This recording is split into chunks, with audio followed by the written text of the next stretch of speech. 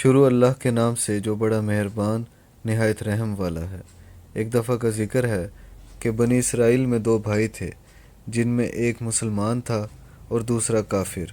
دونوں دریا کے شکاری تھے۔ کافر بت کو سجدہ کرتا تھا، مگر جب مچھلیوں کے لیے جال دریا میں ڈالتا تو اس قدر مچھلیاں اس میں آ جاتی تھیں کہ اس کو کھینچنا مشکل ہو جاتا، مگر مسلمان کے جال میں صرف چند ہی مچھلیاں آتی تھیں اور اسی پر صبر کے ساتھ خدا کا شکر ادا کرتا تھا۔ اتفاقاً ایک روز اس مسلمان کی بیوی اپنے مکان کی چھت پر گئی تو اس کی نظر کافر کی بیوی پر پڑی، جو زیور اور بہترین لباس سے آراستہ تھی۔ یہ دیکھ کر اس مسلمان کی بیوی کے دل میں وسوسہ پیدا ہوا کہ کاش میں بھی ایسی ہوتی۔ تو کافر کی بیوی بولی، تو اپنے شوہر کو آمادہ کر لے، وہ بھی میرے شوہر کے معبود یعنی بت کی عبادت کیا کرے، تاکہ تو بھی میری طرح مالدار ہو جائے۔ یہ سن کر مسلمان بھائی کی بیوی کچھ غم زدہ سی ہو گئی، اور جب اس کا شوہر گھر آیا تو اس نے بیوی کا حال متغیر دیکھ کر دریافت کیا، آخر کیا بات ہے جس سے تو اس قدر غم زدہ معلوم ہوتی ہے؟ تو وہ کہنے لگی، بس میاں، یا تو تم مجھے طلاق دے دو یا اپنے بھائی کے معبود کی پرستش اختیار کرو۔ یہ سن کر اس کے شوہر نے کہا، خدا کی بندی، تو خدا سے نہیں ڈرتی؟ ایمان کی دولت کے بعد یہ کفر کی باتیں کرتی ہے۔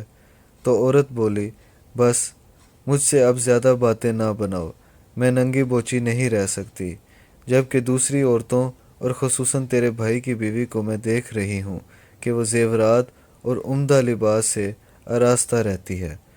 جب اس مرد مومن نے دیکھا کہ عورت ریاحت پر اتر آئی ہے اور اس کا اصرار حد سے بڑھ چکا ہے، تو اس نے عورت کو تسلی دی، کہا، اچھا، گھبرانے کی ضرورت نہیں ہے، میں کل سے کاریگروں اور مزدوروں میں جا کر محنت کر کے تجھے روزانہ 2 درہم دیتا رہوں گا، اور تو اس سے اپنی حالت درست کر لینا۔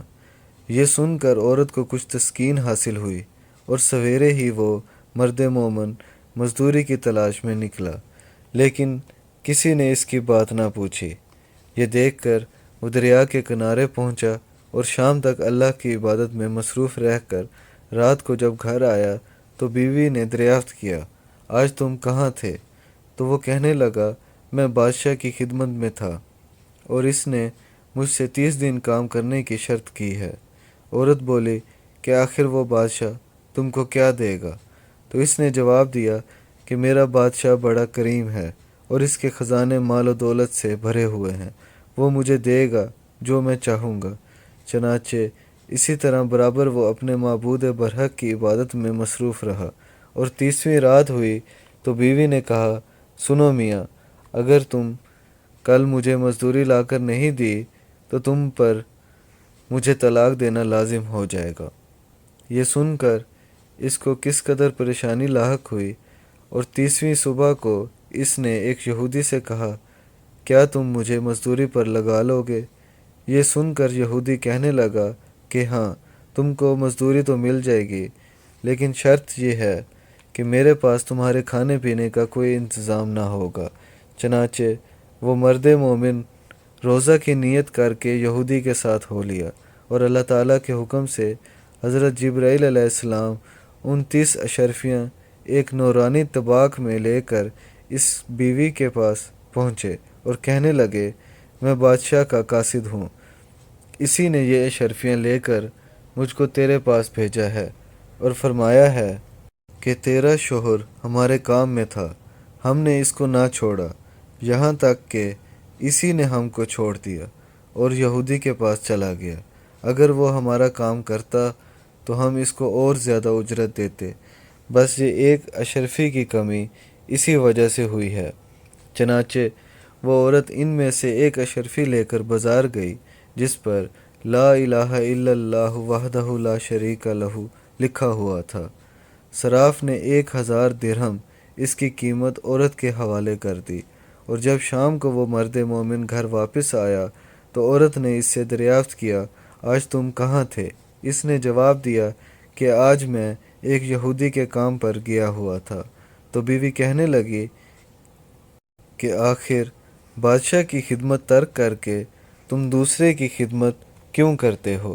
پھر اس کو اشرفیوں کا واقعہ سنایا، جس کو سن کر وہ مرد مومن روتے روتے بے ہوش ہو گیا، اور جب اس کو ہوش ہوا تو بیوی سے کہنے لگا، افسوس کہ میں نے بادشاہ دو جہاں کی خدمت کا حق اپنے اوپر لازم نہ کیا۔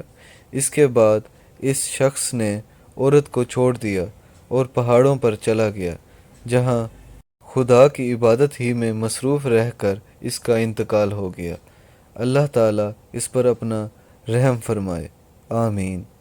اس واقعے سے ہمیں سبق ملتا ہے کہ اللہ کے خزانوں میں کوئی کمی نہیں ہے، وہ بندے کو اس کی عبادت کا صلہ ضرور دیتا ہے، اگرچہ بعض دفعہ کسی حکمت کی بنا پر اس کے ہاں دیر ہو جاتی ہے، لیکن بہرحال اندھیر پھر بھی نہیں، وہ اپنے بندوں کو ضرور دیتا ہے۔ اللہ تعالی ہم سب کو صبر و شکر کے ساتھ زندگی گزارنے کی توفیق عطا فرمائے، آمین یا رب العالمین۔